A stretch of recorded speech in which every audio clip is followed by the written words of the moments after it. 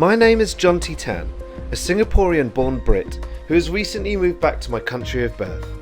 Over the past few years, I've been on a personal journey of discovery, learning about my heritage, understanding what it is that makes Singapore feel like home, and defining the things that lean my heart towards this island country in Southeast Asia. Join me as I uncover what it is that makes me the local immigrant. The exploration of my heritage and my sense of home brought me to Singapore's greatest pastime, food. Years of coming back to Singapore for visits from the UK had kept the flavours alive and my taste buds craving. My cousin Nguee is a highly respected chef here in Singapore, and I've come to Golden Mile Food Centre to meet him and discover some of my heritage foods. I arrived to find Jeremy tucking into a Hokkien mee, and after enjoying the plateful, we were ready to start this journey of discovery. Okay, so down to business. Yeah. Where are we going to go? Okay, so right now we are at the beach road. We call this like army market because upstairs there is actually a number of stores that sells like a military paraphernalia. So if you lost something, you need to get waxed to like polish your boots and all. Like this is the place. So this is a really iconic hawker center in the middle of Singapore, and there's like a lot of really famous like yummy stalls. I'm just gonna show you some right now.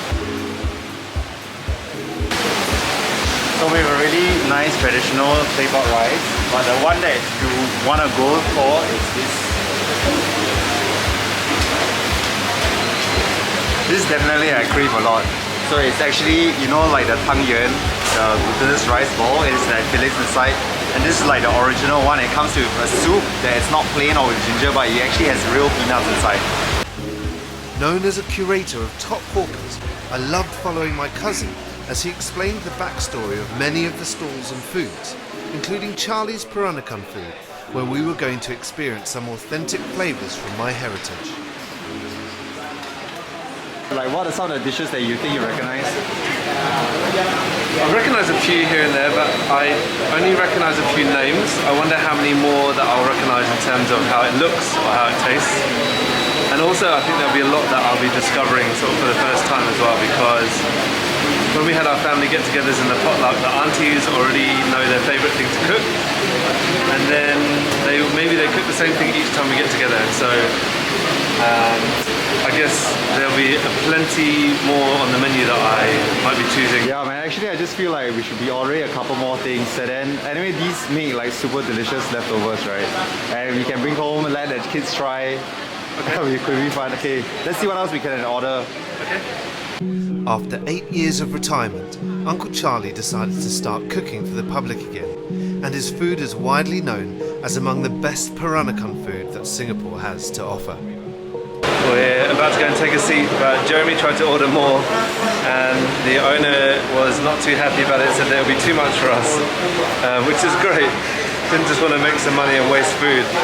And so Jeremy explained that we'll take away and that we want to try a variety of different things, so she was happy in the end. As the food was brought out, I could feel a sense of nostalgia as I recognised the dishes from family gatherings when I was a child.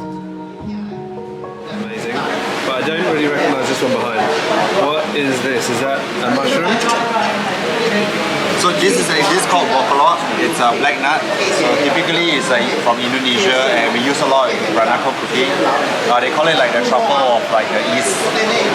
It's actually really poisonous. So what needs to be done is that we ferment it, bury it in the ground, and then to remove the residual toxins, we actually have to rinse out in water and change the water like every 24 hours for like 5 days. Yeah. Amazing. So it's quite a process to get to this. How do you know it's not poisonous without eating it? You don't know. Let's try the babi hong. What's it called? Babi hong. Babi Hong. This looks good. Just try, not such a big pizza. Okay.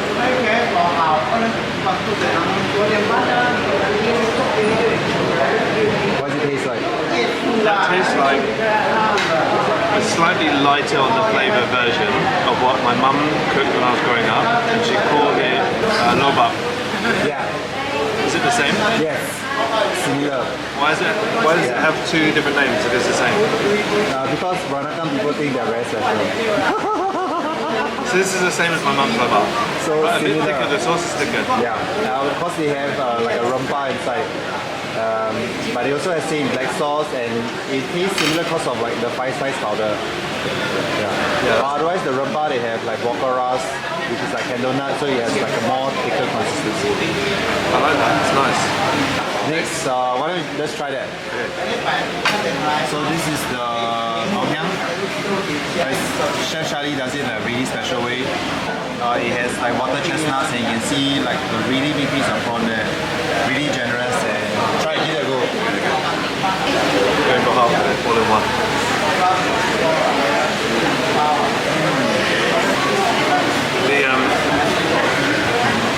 The pork and prawn combination is one that I've become very used to in Singapore. They always seem to combine pork and prawn. Okay, the most important is you have to try to eat the same ngoh hiang with the chili that you got. This one? Yeah, Fine. How much? This? as much as you like, yeah.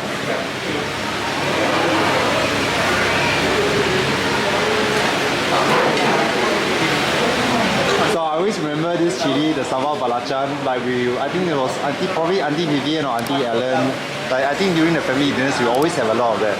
Yeah. The flavour just tastes like, it's familiar, very familiar, like I've always had it. Okay, try this one, the japchae. This looks very familiar too. Yeah. The name japchae is this. Yeah. So this I recognise, the name I know, but I've never put them together until today. So it's good. I think my older sister Charmaine knows japchae as this, because I'm sure she's talked about it, like she knows it. But I've never gone, oh, I wonder what that is. Yeah, this is nice. This is just like home food. Yeah. This is like being at one of our big family reunions. Yeah. We've got all the cousins. Yeah, and too much food. And too much food. Yeah, great. I am like a meat person. I need to have meat. If it's this, I think I can eat that on its own. Yeah. Okay, rendang is something that we have all the time and very familiar. It's one of the things that when we were here on holiday we'd always come back for. So the rendang that you eat sometimes is like Indonesian style, cooked by Malay families.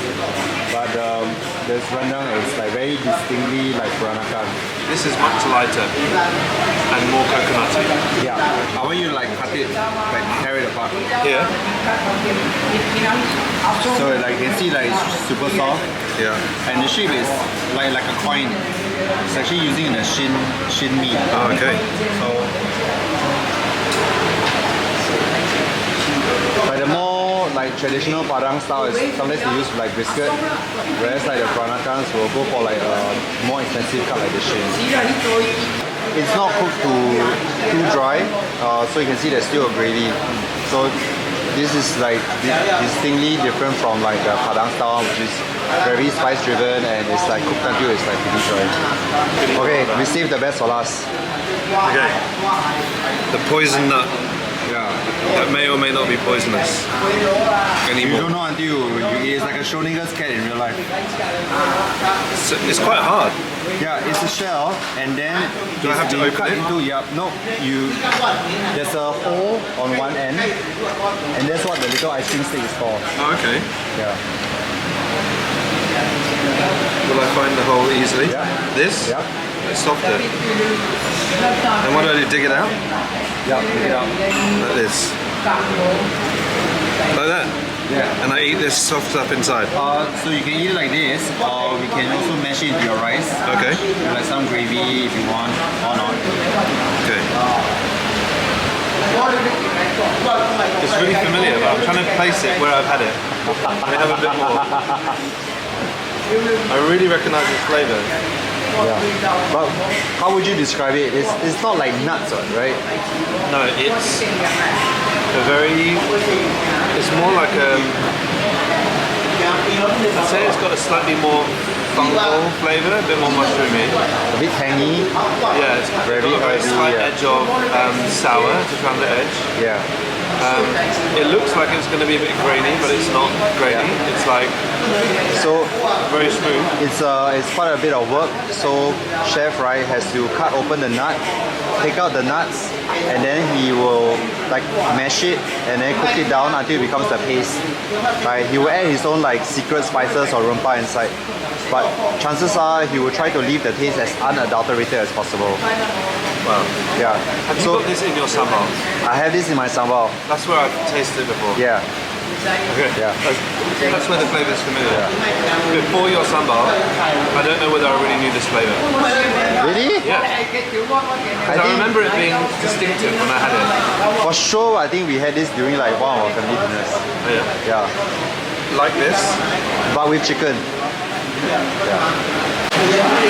Right. What possessed them to keep trying to cook it and keep trying it until they knew it was no longer poisonous? Yeah, well the thing is you still don't know if it's poisonous and yet you keep going at it. I think you're almost done with the nut. Yeah, it's good. I'm a fan. I'm coming back. Maybe or maybe not.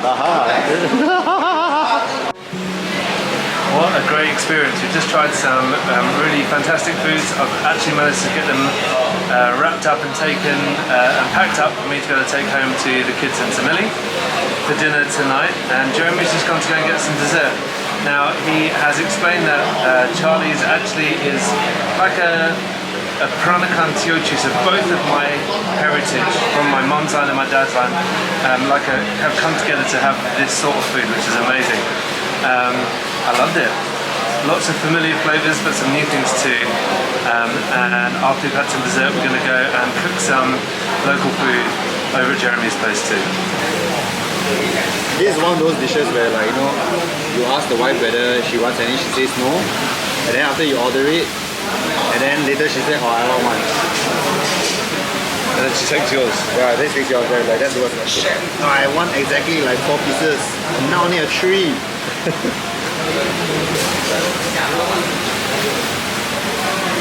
Black sesame inside. Okay. Trust it. That's delicious. Okay, let's see. Enjoy yourself. The time now is really almost 3. So actually, I wanted to go to the wet market next door, but chances are it's closed. And instead of going to like a supermarket, opposite us is actually the Golden Mile center. It's like Little Thailand. So they have a lot of Thai produce there, and I haven't been there in like possibly 10 over years. Okay. So I think it'll be quite fun. Just let's see what they have. Yeah. Sounds good. Yeah.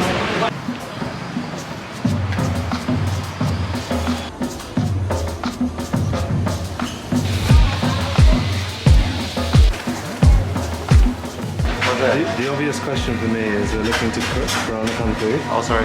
But we're in a Thai supermarket, right? Yeah, this is like where you get the best and freshest vegetables, right? Let's see. Yeah.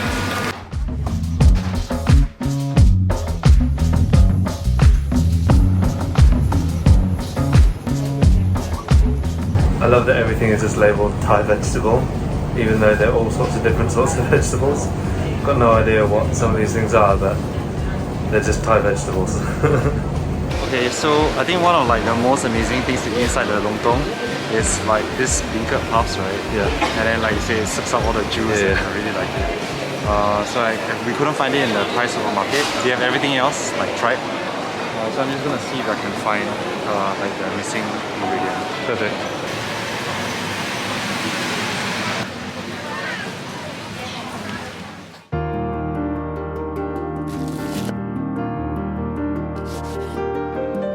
So you know how I think one of the potluck dishes that one of our aunties always do should always be like a vegetable curry, right? Just that something when you talk about our potluck dinners last time, right? I always remember like Auntie Karen's house, Auntie Vivian's house. I'm trying to recall like what we ate. But I don't know. But this is like one of my favorite things to eat. Yeah. Like at home. like sayur lodeh or vegetable curry. So I was just trying to go for that and then see whether it rings any bells for you. So it's one of the ones that I remember very well. But I think vegetable curry? Huh? The sayur lodeh? Sayur lodeh for sure. Yeah, because it's not something that we get in the UK either.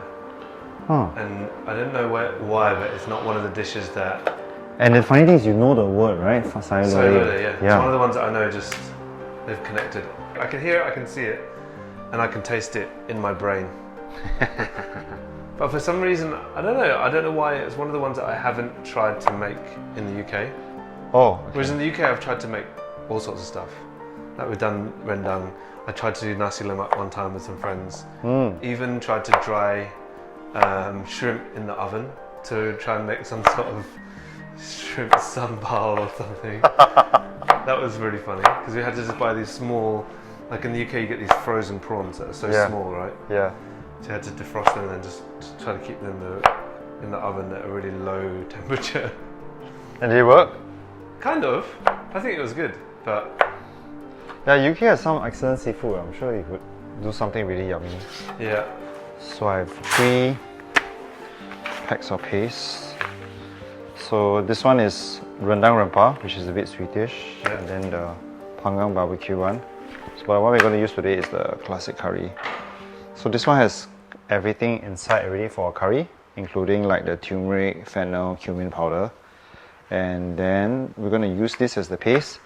But because sayur lodeh actually has like the shrimp, right? You were just talking about the dried shrimp. Yeah.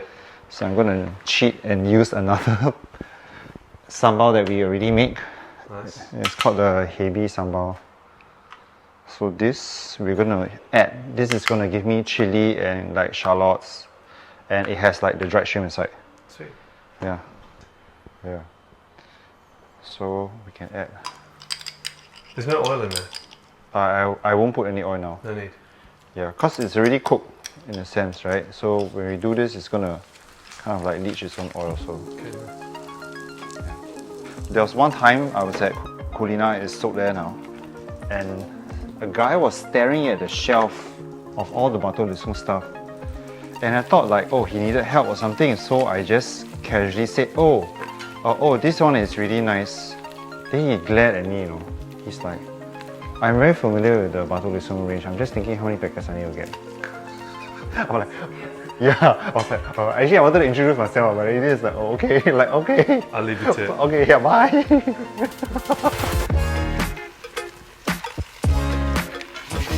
Is this paste truly that versatile that you can use it for so many different... Yeah, because it's already reduced. Means like it's cooked down to concentrate. Yeah. Yeah, which means I don't have to fry it anymore. And you can see that literally I'm just adding the water.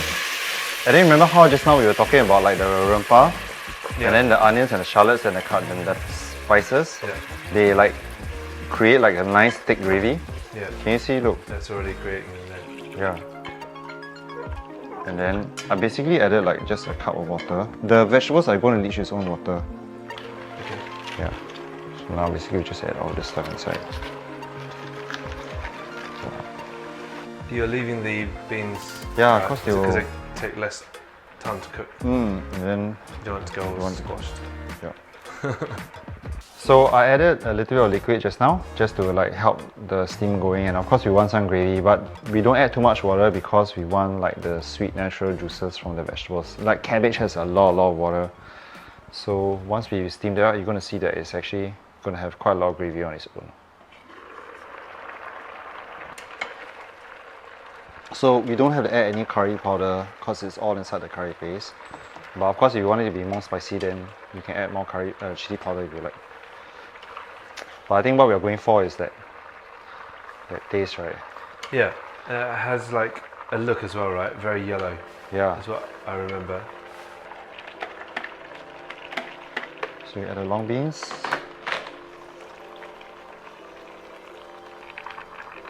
Look at that. Woo! That's a good colour. So already it's starting to look like the white of the coconut milk has lightened it, so it's looking more like the colour that I recognised. Even the image is like, this image of vegetables in this pot is already like nostalgic because I don't have vegetables that look like this ever. In With the that UK, yellow hint. Yeah, not at all. let it sit for like another 10 minutes. This time we should have a gin and tonic. Good. I love how confident you are just to leave it. Huh? Because like for me, I'd be worrying that it's gonna like... Yeah, that's the beauty about the sayur lodeh. I think that's the reason why our aunties and moms cook it all the time, right? Because you can cook it to death and then you cool down and then you bring it to like Auntie Lorena's house and eat it and it's still like, yeah, it's still perfect. Okay. Yeah. And I guess on those times that it's usually festive times, right? Yeah. Where everybody's super busy, Yeah. so this is easy to do. Yeah.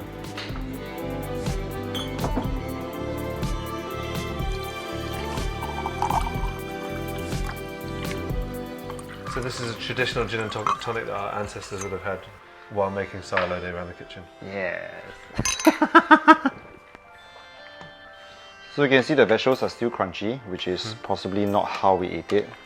It's softer, right? Yeah, because they will have cooked it to death, right? And then brought it and then reheated it. Reheated it. Yeah. So is the version that I remember, as in the boiled to death version, is that more of an authentic sayur lodeh? Is that just authentic because that's how our family had it? Yeah, I think so. So we should like tapao this back home Yeah. and then heat it up for like the kids to try. I didn't think about the fact that all this food was prepared first and then it was taken somewhere and then it was reheated. So that contributes to the experience of the food for me, right? Yeah. Because the only time I've had this isn't at someone's house when it's just been cooked. I've only had it at potluck dinners with our family. Yes. But does that make it more authentic or less authentic? I think it's just the dish. Like it was the way it was meant to be. I like that. More authentic then. Thank you, sir. Is this Malay? What's Malay? The food? I mean, sayur lodeh itself is it's a bahasa, right? So Indonesian. I like to think it's of the region, because it's what we call Nusantara, or Chinese term where it's like Nanyang. Yep. To me, it's like this idea of like port cities, where like we're all connected by the sea, Yep. and because there's so much trade and exchange of ideas and goods, like people were just so used to eating each other's food, and like working with each other's ingredients, I mean, I like to think that, right? Because it becomes a thread of commonality that we all have. Yeah. And knowing that our forefathers were already connected. Yeah. Previously was geography, now connected through time. Funny, huh? That's the whole thing I'm exploring, really. That's true, right? Because you're trying to revisit childhood flavors, right? Right. Yeah. I just find that really interesting. Yeah. That, these things, are they? Ring roll. Sounds like a disease.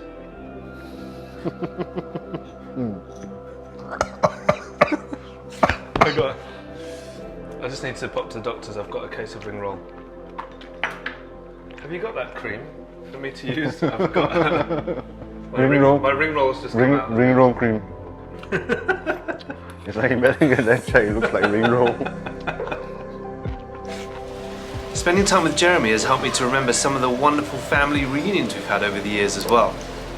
And he shed some light on the daily life and what it was like growing up here in Singapore, as well as some of the origins of Peranakan food. I'm pleased to say that I survived the buah keluak and I've been back to Baba Charlie's to experience some more of his wonderful food. Do join me next time as I uncover more about what it is to be the local immigrant.